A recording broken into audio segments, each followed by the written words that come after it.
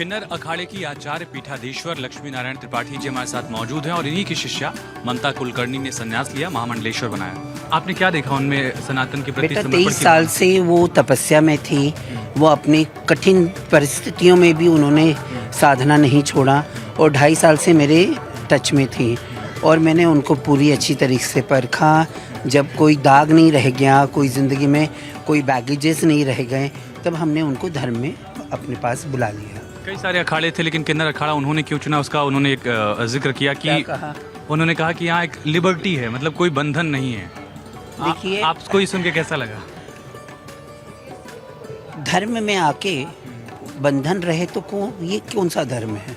हमारा सनातन धर्म तो बंधन में विश्वास ही नहीं रखता। मेरे और मेरे भगवान के बीच में और कौन आ सकता है? मेरी और मेरी साधना के बीच में कौन आ सकता है? गुरु आप आई? मैं तो गुरु ही है। गुरु ब्रह्मा गुरु विष्णु गुरु देवो महेश्वरा, गुरु साक्षात परब्रह्मा तस्मै श्री गुरुवे नमः। गुरु तो सब कुछ है, बिना गुरु ज्ञान नहीं है।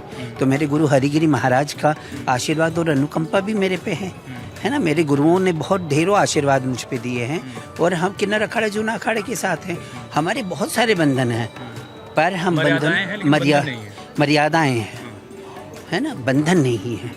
हर एक चीज़ की महामंडलेश्वर पद की मर्यादा है और अगर जो उस मर्यादा पे खरा नहीं उतरेगा तो उसको उससे बहिष्कृत किया जाएगा। तो ये बात भी है।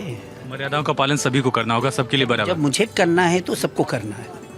अच्छा माँ, कुछ लोगों ने सवाल उठाया, उनको लेकर आपने कहा कि जब सना खान ने वापसी की मूल सिद्धांतों में धर्म के अपने, तब सवाल नहीं उठाया गया। ऐसे लोगों को क्या जवाब देंगे आप? तो उनको शर्म आनी चाहिए। सनातनी होके सनातनी पे कटाक्ष।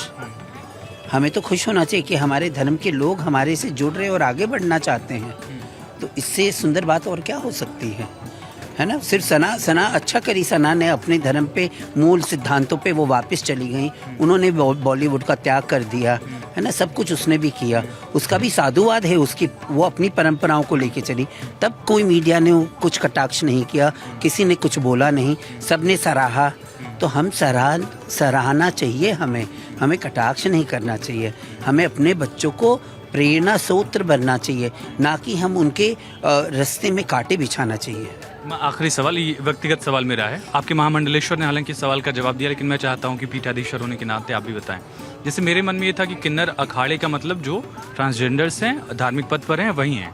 लेकिन जब ममता कुलकर्णी का केस आया तो मुझे लगा कि नहीं, ये तो और इसमें कुछ अलग पहलू भी हैं। ये जरा समझाइए। किन्नर अखाड़े में हमारे इधर पहले पीताम्बरा भी महामंडलेश्वर कथा कर रही हैं अखाड़े में। वो हाँ कथा हो रहा है, वो हमारी महामंडलेश्वर है। डॉक्टर राजराजेश्वरी शिवप्रिया जी, वो डबल पीएचडी होल्डर है ऑरा साइंस वगैरह में, वो भी हमारी महामंडलेश्वर है।